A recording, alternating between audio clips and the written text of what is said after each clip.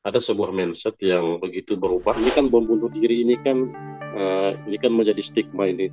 Ini Hmm. bagaimana ini Pak Prof? Menjadi lebih lebih nakal atau lebih gila pemikirannya Pak Prof. Apabila Anda ingin menyampaikan pertanyaan atau usulan dan topik kepada Profesor Amin Abdullah, kirimkan melalui email ke podcastaminabdullah@warganegara.org. Saya seorang guru agama yang ada di wilayah Kabupaten Toli-Toli, tepatnya di Sulawesi Tengah. Hmm. Ini terkait tentang ada sebuah mindset yang begitu berubah, yang selalu dikait-kaitkan tentang agama. Seakan-akan agama ini seperti racun. Contoh, ini kan bom bunuh diri ini kan menjadi stigma ini dengan melabel-labelkan agama. Ini Hmm. bagaimana ini Pak Prof? Hmm. Eh, Hal-hal seperti itu cepat sekali merubah yang dulunya orang itu yang mungkin agak agak tidak berpikirnya ekstrim ketika mendengar hal seperti ini atau mengikuti training seperti ini, dia menjadi lebih lebih nakal atau lebih gila pemikirannya Pak Prof. Mungkin Hmm. bisa dijelaskan kenapa bisa Hmm. seperti itu. Ya. Hmm. Ya, bagus Mas Solehan, Pak Solehan. Saya kira pertanyaan Anda mewakili teman-teman. Em, mengapa agama menjadi istilah Anda racun ya? Menjadi racun gitu. Em, ya tidak semua ya, tidak semua, tetapi ada sebagian kecil yang terjebak pada wilayah ekstremisme, eh, ekstremisme atau radikalisme atau intoleran, kemudian naik menjadi apa namanya eh, ya ekstrim gitu, ekstrim naik lagi menjadi radikal, gitu. Radikal tadi yang ada kok bisa cepat berubah dan akhirnya menjadi teror gitu kan. Nah itu ya hal-hal semacam itu memang perlu sekali loh guru-guru tahu loh bagaimana itu menjelaskan apa perkembangan ya, perkembangan orang-orang. Lagi-lagi tidak semua ya, tetapi ada satu dua kelompok yang seperti itu gitu. Jadi ada 4 tahapan tadi ya, sebelum orang menjadi teracuni, yang kemudian tadi Anda bilang bom bunuh diri gitu kan.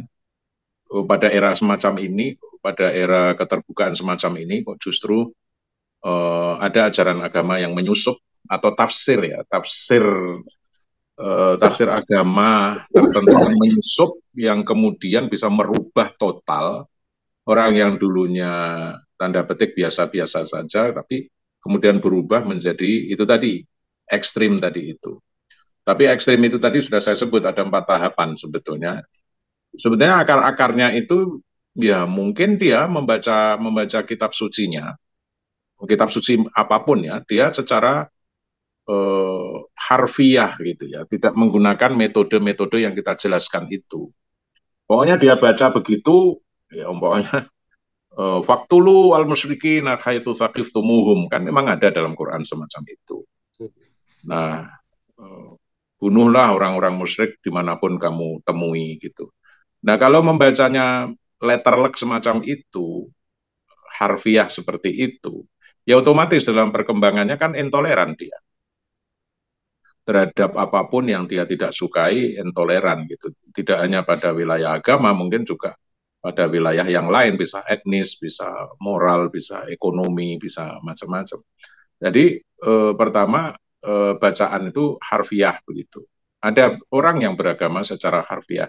Nah, yang kedua, ketika dia memang terjebak begitu, lalu muncullah sikap intoleran-intoleran tadi.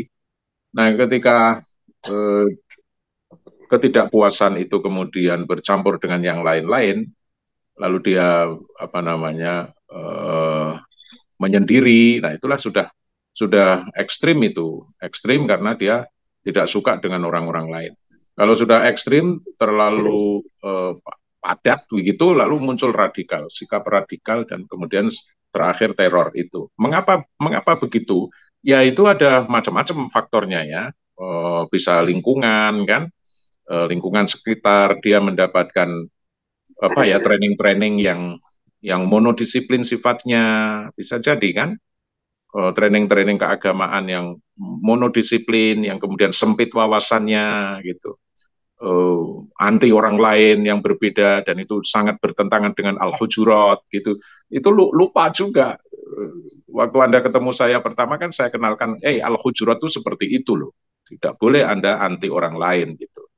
Nah, ketika dia terpleset di dalam jebakan apa ya, milieu milieu pergaulan yang semacam itu, maka dia akan mudah sekali gitu ya.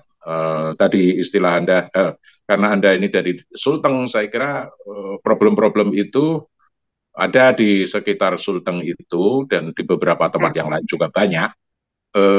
Ya mudah-mudahan sekarang sudah membaik ya, membaik karena bagaimanapun di sana kan multikultural, multi religi, multi etnis dan itu sangat rawan untuk dipermainkan oleh kelompok kepentingan dari manapun saja yang kemudian mengkafir-kafirkan orang lain yang berbeda, tidak mendahulukan bagaimana hidup yang harmonis antar berbagai suku, etnis, agama, budaya, kepercayaan gitu. Maka makanya saya bilang, harus multi, inter, dan transdisiplin, jangan hanya monodisiplin, apalagi yang harfiah tadi itu. Jadi seperti itu. Jadi banyak faktor. Jadi faktor pemahaman keagamaan itu yang paling pokok. Pendekatannya sudah keliru dari awal. Kemudian yang kedua nanti mungkin ada campur tangan politik, ada campur tangan apa ya ketidakpuasan sosial, ketidakpuasan ekonomi, kemudian bercampur aduk, kemudian seperti yang terjadi di beberapa daerah. Tidak banyak di Indonesia, tetapi ada memang konsentrasi-konsentrasi di beberapa daerah di Indonesia yang rawan untuk disusupi atau diberi apa tadi itu ajaran-ajaran yang ekstrim seperti itu. Gitu Mas Solehan, mudah-mudahan menjawab serba sedikit ya, tapi memang perlu waktu yang lain karena ini ada disiplin sosiologi, ada disiplin politik juga selain disiplin agama yang bisa menjelaskan itu.